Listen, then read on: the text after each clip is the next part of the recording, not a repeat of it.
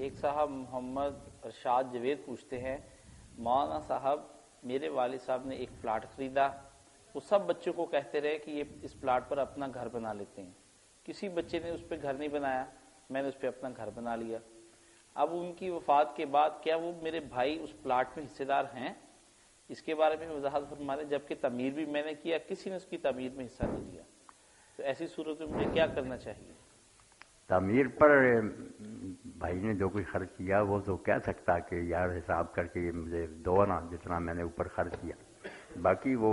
Plot جو ہے اس میں تو حق ان بیٹوں کا ہے، وہ تو نہیں یہ ختم کر سکتا۔ مکان پر جو کچھ نے خرچ کیا اس کا حساب کر کے ان کو حصہ ان کا دے دے، اور جتنا اس کا خرچ ہوا وہ بھی شمار کر لے کہ تمہارے حصوں میں سے اتنا میں کاٹوں گا،